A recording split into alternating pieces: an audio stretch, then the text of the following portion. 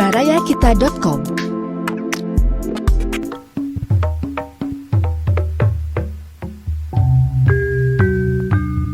Baraya wilujeng petepang dina acara Dongeng Sunda garapan Abah Iskandar. Wilujeng ngadangukeun.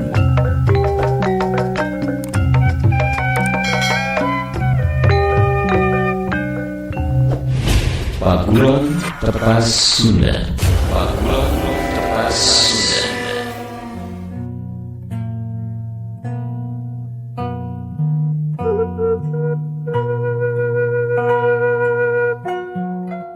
Assalamualaikum warahmatullahi wabarakatuh. Mitra kaum dangu sadaya, alhamdulillah tiasa ditepang daungkeun di sareng pidangan dongeng ti barayakita.com anu nuju ngahanca Paguron Tepas Sunda yasana Kang Heri Supriyadi. I dongeng Sunda mugi-mugi janten panglipur kalbu pangbebrahmana kanggo sakumna kaum dangu di mana wae linggih.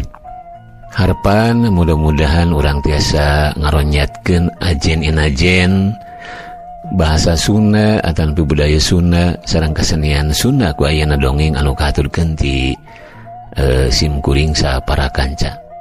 Kemudian rengse sarika 25 ayeuna majeng sarika 20 genep nyanggakeun wilujeng ngadangukeun Paguron Tepas Sunda yasana Kang Heri Supriyadi.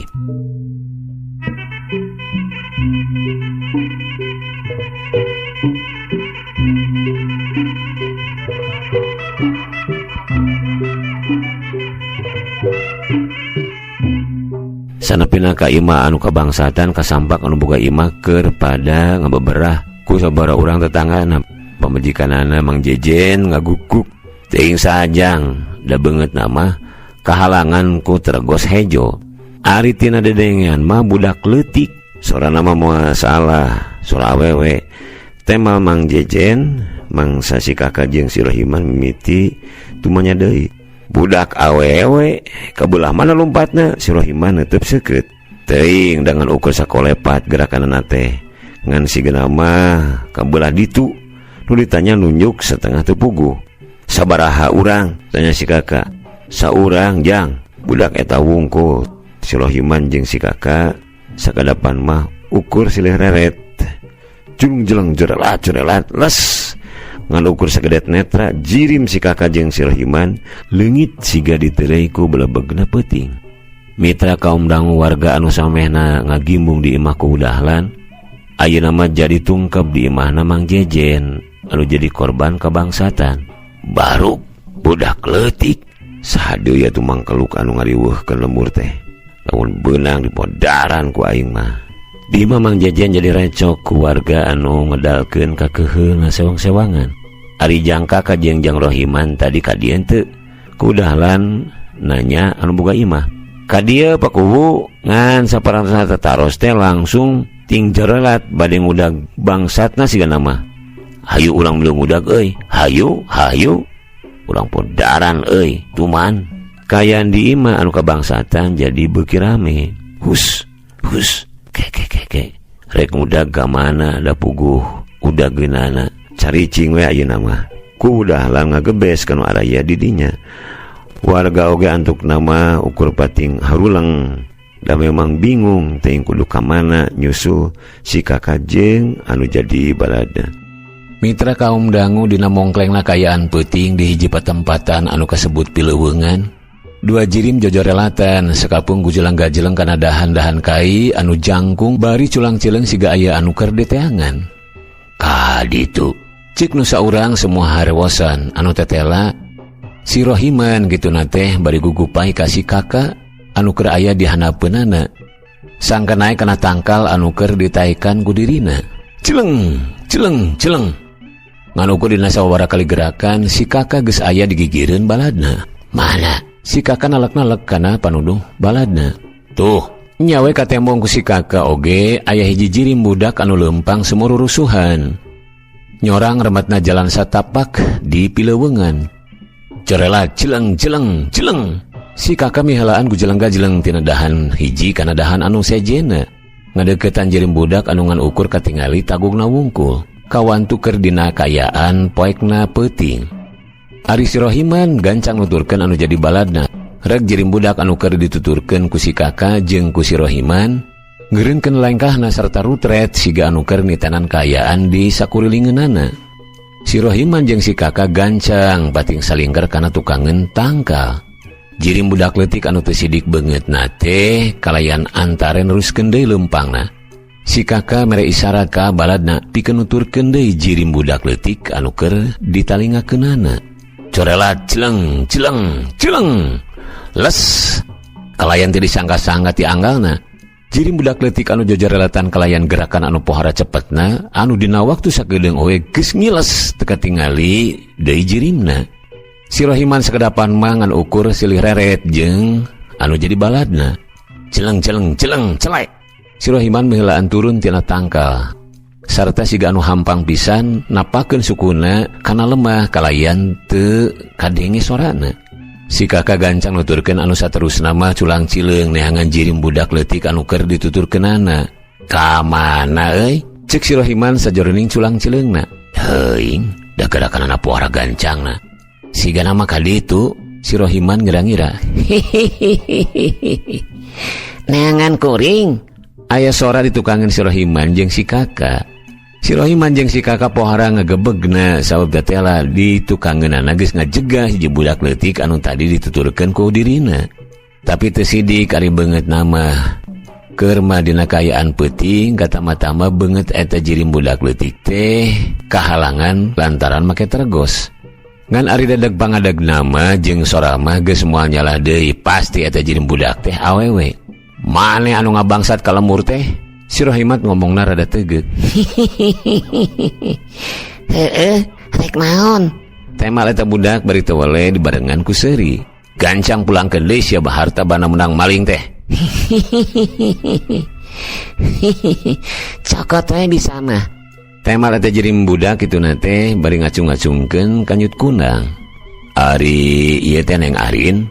Tanya si Kaka anu tayuh nama rada apaleun kana sorana. Anu ditanya teh malan nulak cangkeng anu saterusna mah ngabebeskeun deui kanyut kundangna kana jeroun bajuna. Gancang pasrahkeun ke head. Si Rohiman nyentak. Ceuk aing oge cokot kesorangan ari bisa mah. Si Rohiman asa dicoogado amarna langsung muncak. Teu tatapasini deui celeng. Si Rohiman nyebrut narajang pereupna ngahiuk rek ngalasirah lep. Dina gerakan anu pohara gancangna, jirim budak leutik ngalokeun sirahna. Plos, panarajang si Rohiman nyamos ngahakan angin. Tapi teu cukup ku kitu, sangaplosna panarajangna si Rohiman langsung nyusul tepus, ngebebukeun sikuna rek ngalah careham lawan. Tapi siga samemehna panarajang si Rohiman lapur deui tina sasaran. Ari si Kaka mah ngan ukur ngajantang ningalikeun. Mitra kaum dangu kajurung ku amarah jeung rasa kapanasaran si Rohiman teu eureun-eureun nyahcar jirim budak leutik anu gerakanana kacida pisan cepetna. Tapi siga anu gampang pisan kabeh panarajang si Rohiman beunang disingkahan. Siap. Dampal suku si Rohiman rek ngajajak dada. Jirim budak leutik sakilas ngakiwar ka beulah kenca plos. Pikeun anu ka sakitu kalina panarajang si Rohiman ngeplos deui tina sasaran. Dina kayan awak si Rohiman anu keur rada nyolontod alatan ka bawah ku tanagana sorangan, jirim budak leutik nengeulkeun pereupna rek ngalah ke kemplong lawan. Tapi si Rohiman oge lain jalma jore-jore. Gerakan lawan geus bisa karasa tina anginak. Gancang si Rohiman nyingkahan panarajang ku jalan muterkeun awakna plos. Panarajang jirim budak leutik ngeplos ngahakan angin. Mitra kaum dangu nu galungan beki ragot suat siat babalicetan nyingkahan sekaligus ngasupkeun panarajang kalayan ngetrukeun kamampuhanana sewang-sewangan. Ari si Kaka mah tadi oge ngan ukur nempokeun siga anu era kudu ngaraponan budak leutik mah. Tapi sok sanajan kitu teu bisa dibohongan, si Kaka oge ngerasa kataji ku ajen wawesen anu kapibanda ku eta budak. Anu gerakanana mah geus bisa dipastikeun. Ajen wawasan aya dina tingkatan anu kawilang luhur. Si Rohiman anu kiwari jarakna aya kana opatu makna ti jirim budak leutik ngajega bari ngatur napasna. Set leungeun si Rohiman meta anu saterusna disilangkeun dina hareupeun dada. Nempok kitu jirim budak leutik oge teu cicingeun. Gancang ngawatak ajianana. Leungeun katuhu diacungkeun ka luhur. Kalayan nangtung pancuh dina kuda-kuda anu kacida wawegna. Buri nyai pina perep anu diacungkeun ngekebur ku cahaya hejo. Si kakak ukur celemet ningalikeun. Hiat! Si Rohiman ngadorongkeun dua dampal leungeunna. Wus! Dumadakan aya sora angin anu handaruan. Dangdaunan anu gararing anu aya di eta tempat rabeng siga anu katiup angin puyuh. Ari jirim budak leutik tegancang mata malah ngajengjan siga anu keur ngararasakeun hiji kakuatan hawa anu keur ngadesek ka dirina. Sanggeus kakuatan lawan mingkin deukeut, hus! Jirim budak leutik ngedorongkeun leungeun ka tuhuna. Wer, blesat! Cahaya hejo ngablesat mapak panarajang si Rohiman. Celeger! Kadenge aya kakuatan anu diadu. Pohara tarikna jaligjeg. Si Rohiman ngajaligjeg unur-unuran aya kana sababaraha lengkahna. Si kakak pohara ngagebegna sabab teu nyangka kakuatan eta jirim budak leutik teh aya di saluhureun anu jadi baladna.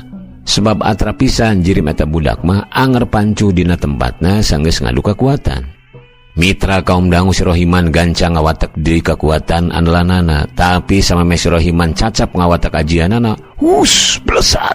Sakilat jirim budak leutik ngadorongkeun leungeun ka tuhuna. Cahaya hejo anu ngakebur ngablesat lempang pisan kana awak si Rohiman. Awas! Si kakak siga anu pohara ruasna, tapi telat sameme si Rohiman bisa gerak, cahaya hejo kaburu nembrag kana dadana. Bledag! Wah! Si Rohiman ngagoak pohara tarikna, dituturkeun ku awakna anu ngalayang sarta saterusna ngakebut tinggal lemah. Rohiman! Dina kaayaan anu pohara ruasna, si kakak gura-giru ngagajeleng nyamperkeun baladna anu keur pepelengkingan nyekelan dadana. Kaameu ku si kakak aya bau hangit tina awak baladna. Rohiman!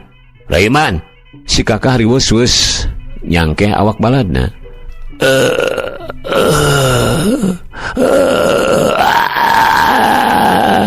Si Rohiman ngan ukur bisa hahargungan.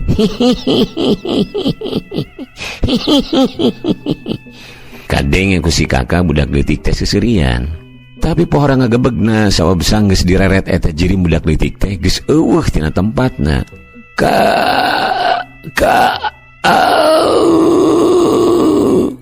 Kulapes si Rohiman kapiuhan. Man, Rohiman, si kakak rampang rempeng. Teu loba deui mikir geyang. Baladna aku dina kaayaan kapiuhan dipayang, corelat, celeng.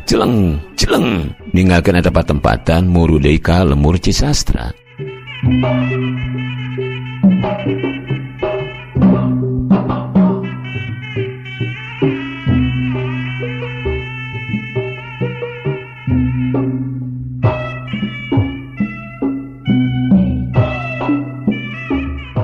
Toloba dipamikir geyang baladna anu keur dina kaayaan kapiuhan dipayang corelat celeng.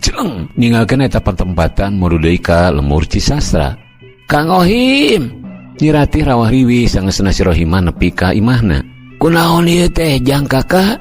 Mang Taroji mentohana si Rohiman sarua rampang rempeungna. Kateter kudu ngabangsat bumina Mang Jejen teh Mang. Duh, jang Rohiman. Anaking deuleuh teuing kasep. Mang Taroji jadi milu rawah riwih siga pamajikan jeung anu jadi anakna. Mitra kaum dangu ari dinu caang mah atra kaayaan si Rohiman estuning pikawatireun. Bajuna rangsak sarta tutung palebah dadana. Oge boleger, tapak kaduruk. Tina sela-sela bibirna ngalai getih hideung lalamaran. Beja pabeja-beja gancang pisan rekabna. Warga Cisastra tumplek ka imahna Mang Taroji hayang nempo kaayaan si Rohiman. Si kakak kalayan sabar ngajawab sakur-sakur pananya ti inohong-inohong lembur ka asup pananya ti ku Budahlan. Saha atuh eta budak teh? Ku Budahlan siga anu tumanya ka dina sorangan. Tina sorana mah siga Neng Arin. Si kakak ngarewas ka ku Budahlan. Mitra kaum dangu ku Dahlan pohara ngarenjagna sabab teu nyangka si Rohiman anu geus kanyahoan kemampuanana bet kateter ku eta budak. Sok padahal ari basa adu hareupan mangsa dirina rek ngajugjug ka padumukan Kidagar mah kasaksian sorangan kemampuan yang Arin teh masih kena aya di sanapeun si Rohiman. Tapi ari beungeut mah teu sidik nu mawi henteu da poek katambi kahalangan ku Tregos pakuwu. Mitra kaum dangu ku Dahlan jadi hulang-hulang menang jawaban sama dia kitu mah. Ari warga anu keur araya di dinya pating kecewis jeung pada baturna. Sebab can ngarti kana naon anu keur diwangkongkeun ku si kakak jeung anu jadi pamimpin lemurna. Ari anu keur diwangkongkeun namanya budak leutik anu geus ngabalukarkeun kapiuhanana si Rohiman. Sanggeus nanglumpukkeun lawan teh gura-giru neruskeun deui lalampahanana. Jujur relatan dina mongklengna kaayaan peuting di Pileuweungan. Sanggeus aya kana sawatara lila antuk nama eta jiring budak leutik teh anyoga hiji patempatan anu jadi panganyarakan si Yuheni jeung balad-baladna. Sanepina kaburuan anu diapit ku dua imah eta jiring budak leutik ngudar tergos hejo anu nutupan beungeutna. Akur pisan jeung sangkaan si kakak sebab tetela eta budak teh Neng Arin anu jadi pamimpin si Yuhendi katut balad-baladna. "Neng, geus balik?" Si Apoy ngurunyung tina lawang pantau dina kaayaan semu jejarik jegan. "Geus Mang, hasil." "Mani tarang aja atuh ka Mamang." "Lah cicing we Mamang mah. Hayu ka imah. Bejaan anu sejen." Tembal Neng Arin kituna teh bari ngalengkahkeun sukuna ka jero imah anu sok dieusian ku si Yuheni jeung ku dirina. Sanepina ka jero imah kasampak si Yuheni keur hulang-hulang. "Ari Mamang kunaon?" Teuteub Neng Arin ka cida sekeutna. "Teu kunaon, Neng. Neng, tong ngaranya ke urang lemur wae. Mamang mamelang." Paroman si Yuheni dari pisan. "Cek Arin oge tong loba carek, Mang. Lamun Mamang teu suka, jung we init." Tembal Arin teugeg. "Lain kitu Neng, Mamang mah." "Ganeng Mang, Kumaha Arin we?" Teu wani ngomong deui ari geus kitu mah. Si Yuheni ngan ukur bisa tungkul di hareupeun budak setepak anu jadi pamimpinna.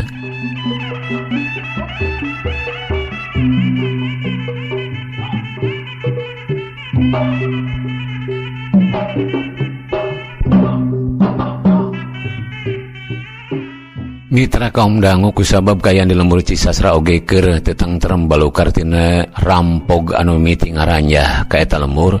Antuk nama keudahlan oge marentahkeun sangkan si kakak ngabolaikeun paniatanana pikeun nalung ti ka lembur Cikampak.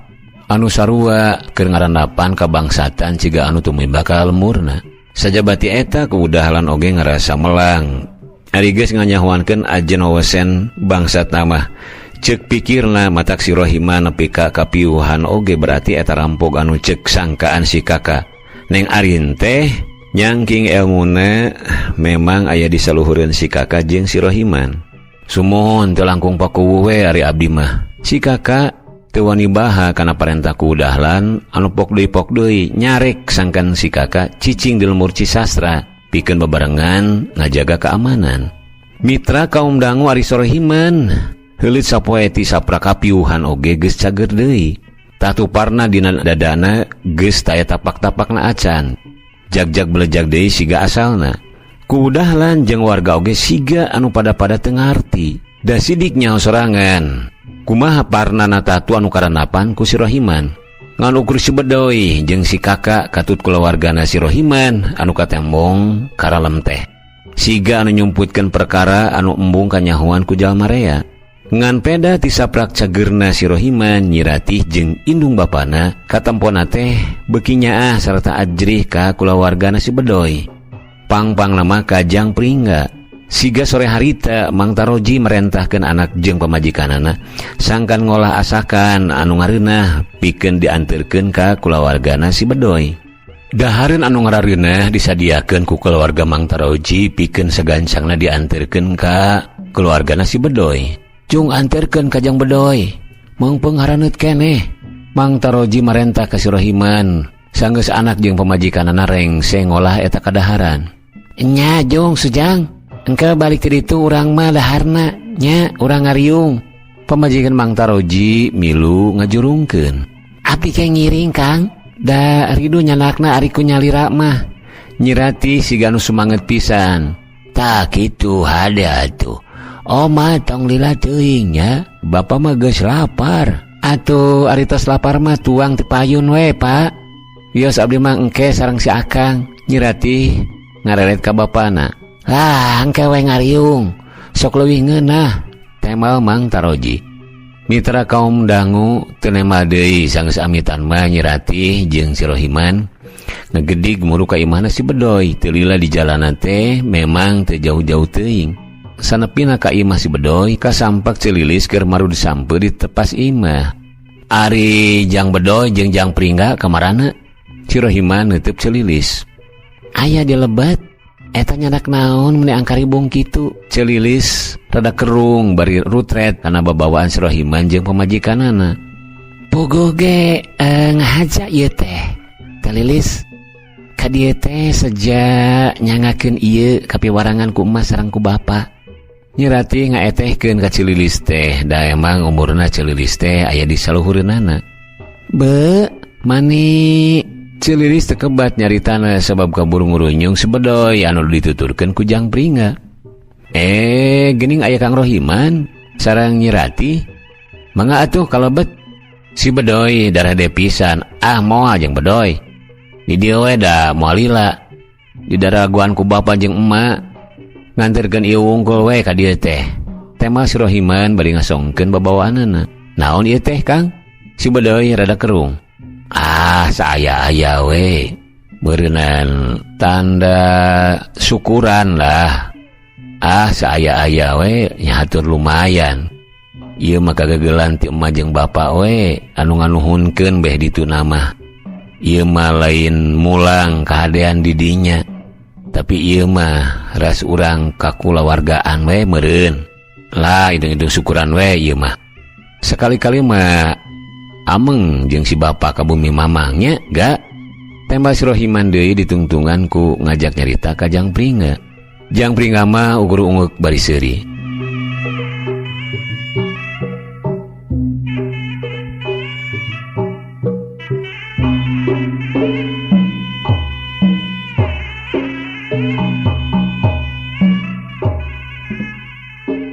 Mitra kaum dangu nganukur basa-basi sakedeung di imah si Bedoy teh anu saterusna mah si Rohiman jeung pamajikanana amitan pikeun mulang deui ka imahna kalain alasan keur pada ngadaguan ku mitohana. Waktu terus maju beuki lila beuki mineng kadenge bejana. Loba lemur-lemur anu imah wargana kabangsatan, malah mah lemur babakan ledok anu jadi tempat dumukna si Rido jeung si Wahyu oge. Geus sababaraha kali ngarandapan perkara anu sarua. Beuki lantip deui anu ngabangsatna teh tara ninggalkeun tapak. Nyao-nyao isukna weh anu kabangsatan rawah riwih bebeja ka tatanggana. Tapi can pernah ari kabejakeun aya anu disiksa ku eta bangsat mah. Aya oge si Rohiman. Da eta mah lain disiksa alatan kabangsatan, tapi adu hareupan mangsa ngudag bangsatna. Tapi sok sanajan kitu keukeuh we warga lembur mah asa kaganggu katangtreman hirupna.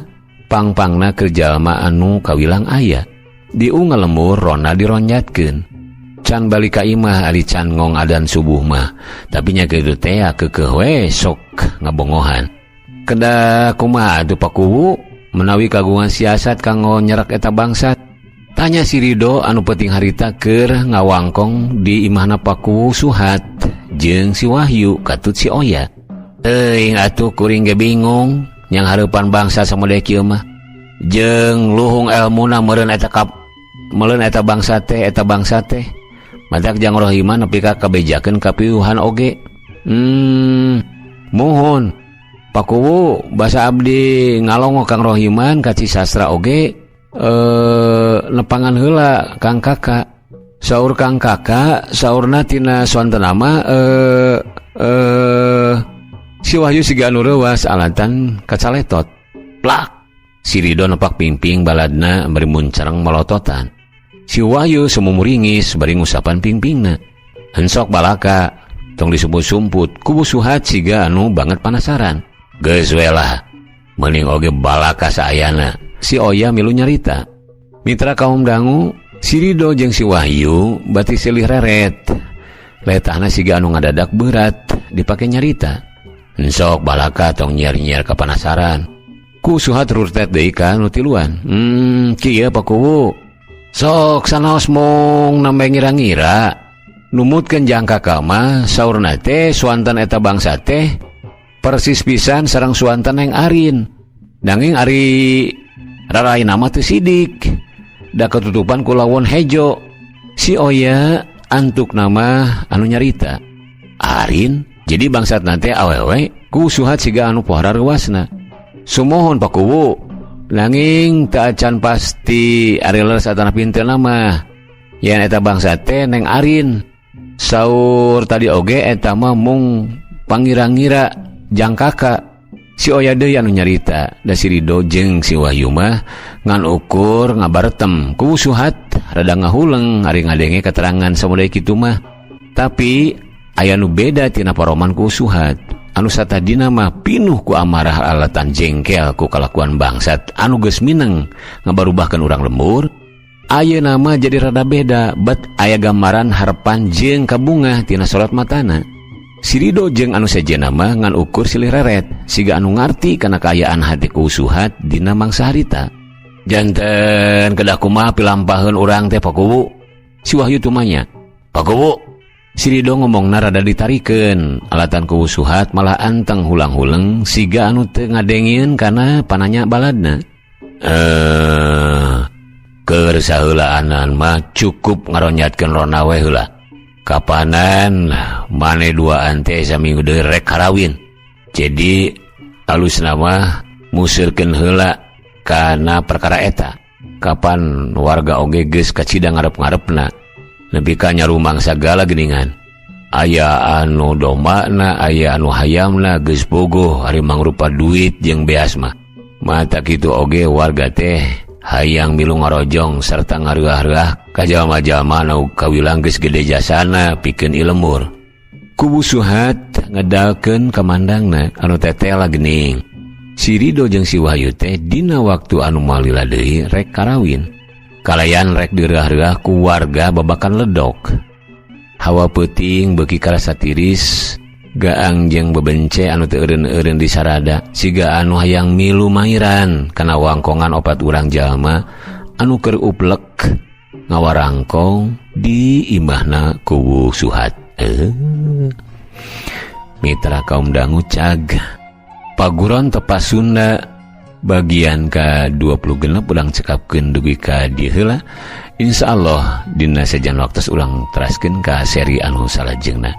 Hatur nuhun anu parantos subscribe lajeng ulah lepat locengna ditakol atuh like komen oge diantos. Nuhun-nuhun ka sadayana wilujeng kantun. Wassalamualaikum warahmatullahi wabarakatuh.